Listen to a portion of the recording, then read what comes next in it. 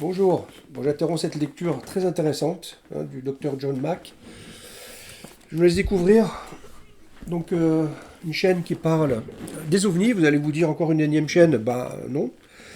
Moi je parle de cas français essentiellement, majoritairement même, et avec des enquêtes qui sont assez structurées. Le focus de la chaîne, ce n'est pas de parler du visuel, du folklore, des vecteurs, c'est-à-dire des objets qu'on voit, des êtres qu'on voit, tout ça, ça c'est archi connu. Ça fait 40 ans que je travaille dans le milieu là. J'ai toujours été discret, j'ai jamais pris la parole, j'ai écrit des ouvrages, des livres, je vous les mettrai dans la description de la vidéo si ça vous intéresse. Je fais pas de promo particulière là-dessus, sans plus quoi. Et moi je veux parler de ce qu'il y a derrière, c'est-à-dire le fond. Le fond on aborde rarement, voire très rarement. Il y a très peu de chaînes qui abordent le fond et qui sont vraiment sérieuses, qui partent de cas crédibles.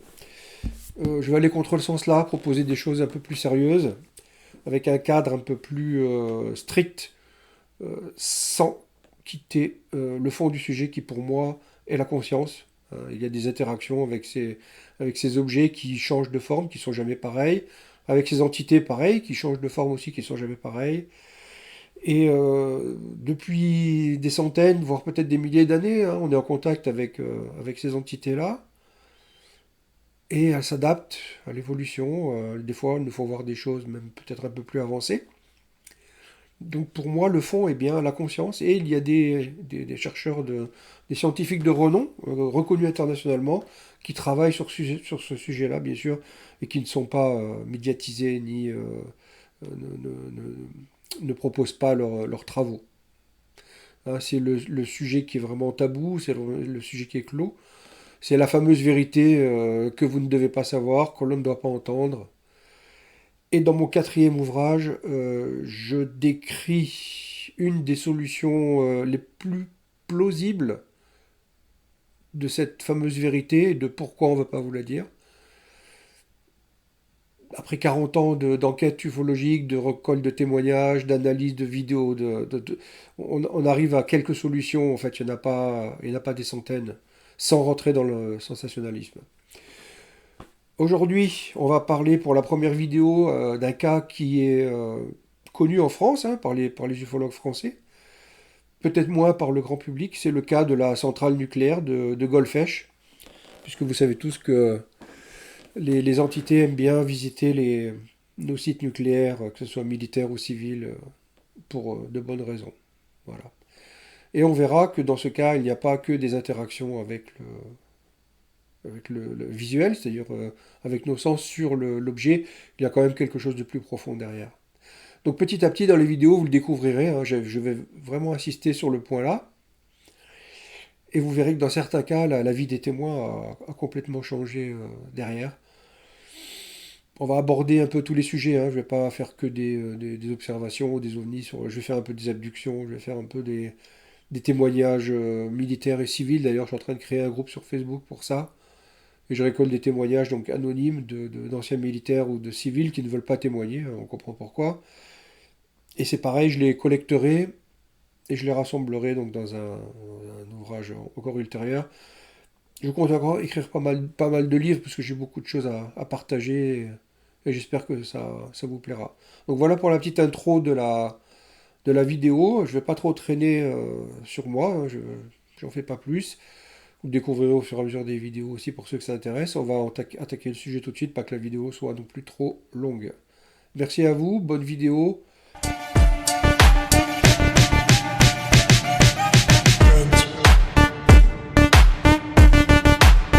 Golfech, alors on y est. Donc nous sommes le 6 octobre 2010.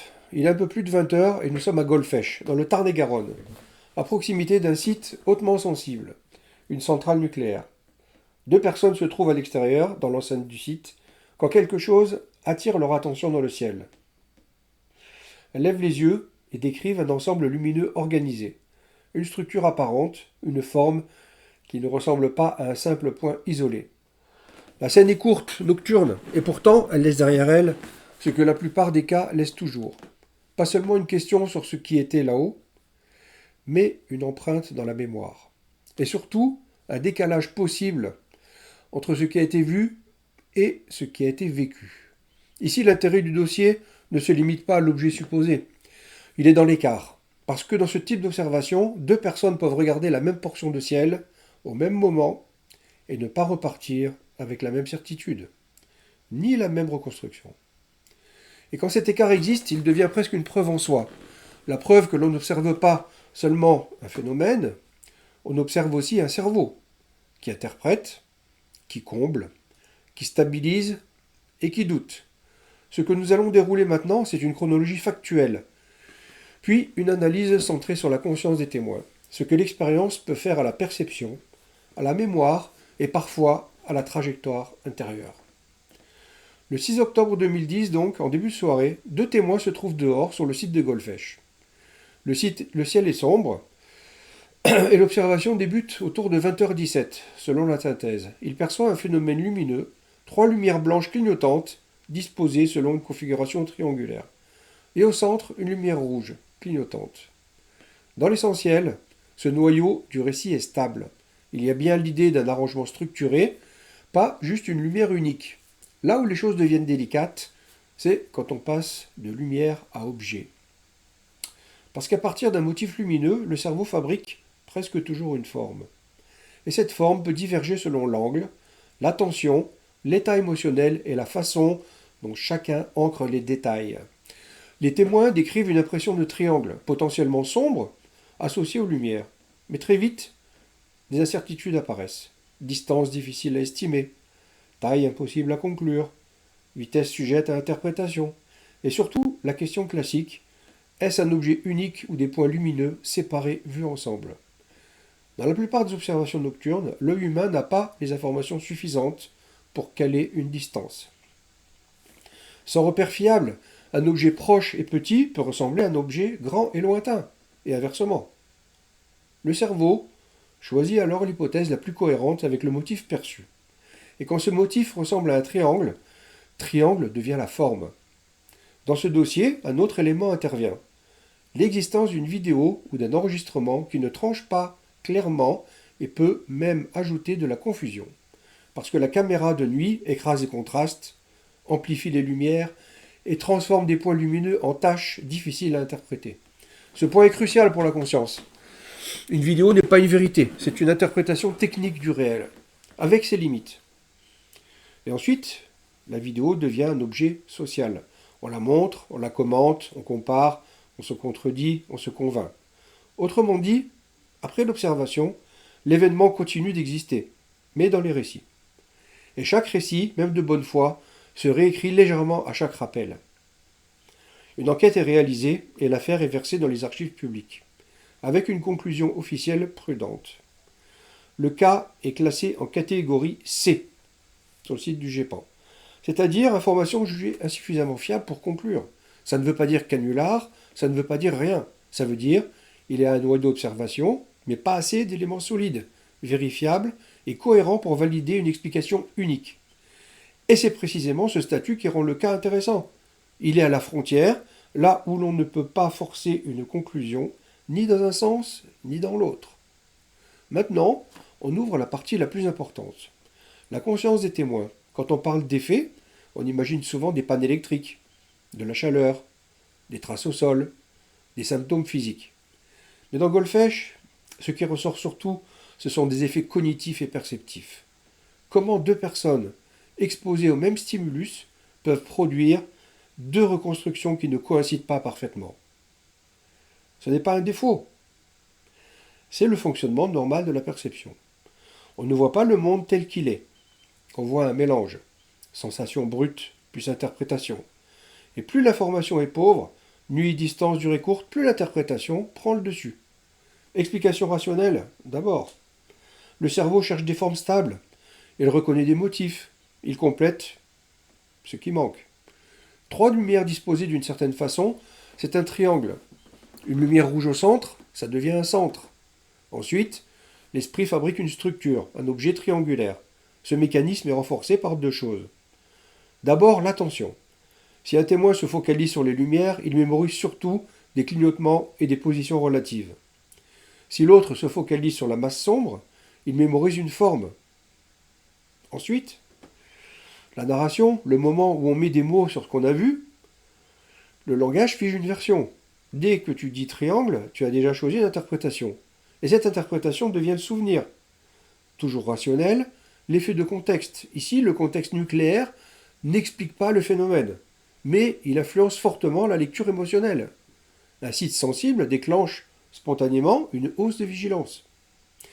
Dans cet état, l'esprit surévalue parfois la signification de ce qu'il perçoit. Ce n'est pas juste une lumière, c'est quelque chose. Ce n'est pas de la paranoïa, c'est un mécanisme de survie. Dans un environnement jugé important, on préfère se tromper en accordant trop de poids à un signal plutôt que pas assez. Et plus on sent que ça compte, plus la mémoire s'imprime. Le souvenir devient plus vivant, plus chargé, mais pas forcément plus exact. Toujours rationnel, l'influence a posteriori. Si les témoins en parlent entre eux, s'ils en parlent à des collègues, s'ils revoient une vidéo, s'ils lisent des hypothèses, leur mémoire se met à jour. Parfois ça clarifie. Souvent ça rigidifie une version particulière. Et surtout, ça peut synchroniser des éléments qui au départ étaient flous. On le voit, dans beaucoup de cas, au début, on a des lumières. Puis avec le temps, on a un objet. Puis un triangle net. Puis une trajectoire très précise. Ce n'est pas une manipulation, c'est la mémoire humaine qui veut une histoire cohérente. Et une histoire cohérente n'est pas toujours une histoire vraie au sens physique. Passons maintenant au non rationnel. Mais attention, non rationnel ne veut pas dire irrationnel. Non, rationnel ici signifie ce que la logique ne peut pas trancher, ce qui reste comme un résidu, parce qu'il y a aussi une autre lecture possible. Et si parfois l'effet principal n'était pas l'objet, mais l'expérience. Et si le phénomène, quel qu'il soit, n'était pas seulement observé, mais relationnel. Dans ce cadre, l'écart entre les témoins devient central. L'événement ne se contente pas d'exister dans le ciel, il existe différemment dans deux consciences. Et cette différence n'est pas un détail, c'est peut-être le cœur du phénomène. Dans une lecture non rationnelle prudente, on peut envisager que certains phénomènes jouent avec l'ambiguïté, qu'ils se montrent assez pour être vus, mais pas assez pour être capturés clairement. Comme si l'objectif n'était pas la preuve matérielle, mais la réaction. C'est une hypothèse, pas une conclusion, mais elle colle à un motif récurrent. L'expérience est souvent brève, la preuve est insuffisante, les récits divergent et pourtant l'empreinte psychique est forte. Dans cette perspective, l'objet, qu'il soit technologique, naturel, mal identifié ou autre, devient un déclencheur. Le vrai signal serait ce qui se passe ensuite dans l'humain. Fixation, doute, bascule de croyance ou au contraire rejet total. Après une rencontre avec un événement ambigu, certaines personnes ne changent rien extérieurement, mais intérieurement. Elles rumineront, repasser la scène, chercher une explication, douter de leur propre perception. D'autres, au contraire, vont verrouiller une certitude. J'ai vu quelque chose d'impossible. Et cette certitude devient un repère identitaire, parfois discret, parfois envahissant. Il y a aussi un effet social possible. L'expérience se vit rarement isolée. Le témoin sent qu'il va être jugé ou qu'on va banaliser, ou qu'on va se moquer. Alors il adapte son récit. Et cette adaptation elle-même change la mémoire. C'est un point très fort dans ce cas. Même quand on est sincère, on raconte différemment, selon l'auditoire. Au fil du temps, on finit par croire à la version qu'on raconte le plus souvent, parce qu'elle est la plus stable socialement. Le cas cesse d'être un moment dans le ciel et devient un objet mental. Une histoire qu'on porte, qu'on protège ou qu'on cache. Maintenant, revenons à Goldfish et à ce que ça implique. Le classement prudent ne ferme pas la porte, il laisse un espace. Et cet espace, c'est celui qui prend tout son sens. Parce que si l'on ne peut pas conclure sur l'objet, on peut analyser le mécanisme humain avec beaucoup plus de certitude. On peut dire, ce dossier montre comment, à partir de peu d'informations visuelles, une forme s'installe. Il montre comment la certitude et le doute peuvent coexister. Il montre comment une vidéo peut tromper autant qu'elle peut aider. Et surtout, il montre comment le phénomène le plus riche n'est peut-être pas dans les lumières elles-mêmes, mais dans la manière dont elles s'impriment, se transforment et se disputent à l'intérieur des témoins. On arrive à la conclusion. Elle doit rester fidèle à ce que ce cas permet vraiment. Goldfish ne donne pas une preuve nette d'un danger exotique, et il ne donne pas non plus une explication prosaïque parfaitement satisfaisante pour tout le monde. Il donne mieux que ça. Il donne un mystère propre, un mystère documenté, mais incomplet. Et dans le domaine des phénomènes aériens non identifiés, l'incomplet est presque la règle. Ce n'est pas un défaut de l'enquête, c'est la nature du sujet. Des événements courts, nocturnes, rares et souvent observés sans instrument adapté. Et pourtant, malgré l'incomplet, quelque chose se dégage. L'impression d'interaction. Pas forcément une interaction active au sens science-fiction, mais une interaction au sens où l'objet ou le phénomène produit un effet sur ceux qui le regardent. Il provoque une réponse. Il déclenche une construction. Il fabrique une divergence. Et cette divergence est un fait. Deux consciences n'extraient pas la même réalité d'un même ciel. Alors la question devient vertigineuse. Et si une partie du phénomène était justement là, dans la fabrication de la réalité par l'observateur, dans ce point de contact entre un stimulus extérieur et une interprétation intérieure? La lecture rationnelle dira, c'est normal, c'est la perception humaine, et ça explique beaucoup. Mais la lecture non rationnelle, elle, posera une autre question. Pourquoi ces événements laissent-ils souvent derrière eux cette structure particulière, visible, mais pas probable, marquant, mais insaisissable, simple à décrire en lumière, impossible à enfermer en certitude? Si c'était seulement de l'erreur, on aurait parfois des preuves nettes. Si c'était seulement des machines humaines, on aurait parfois des identifications propres. Or, on obtient très souvent ce milieu étrange, assez pour troubler, pas assez pour conclure. Et c'est là que naît l'idée d'un test. Pas un test de technologie, pas un test de réaction. Une expérience qui mesure moins le ciel que l'humain. Au final, Goldfish n'impose pas une croyance. Il impose une prudence, mais il ouvre une porte. Celle d'un phénomène qui ne se réduit pas à un objet dans le ciel. Un phénomène qui touche la perception, la mémoire, la narration, la certitude, le doute. Un phénomène qui peut-être se contente d'être aperçu pour accomplir quelque chose. Inscrire une question dans une conscience. Et si cette question survit des années, si elle continue de travailler le témoin, alors l'interaction a réussi, même sans preuve matérielle. C'est pour ça que ces dossiers restent puissants. Ils ne prouvent pas, mais ils déplacent. Ils ne montrent pas seulement l'inconnu, ils montrent ce que l'inconnu fait à l'être humain quand il entre, ne serait-ce qu'une seconde, dans son champ de réalité. J'espère que ce cas vous a plu. On se retrouvera bientôt pour une autre vidéo.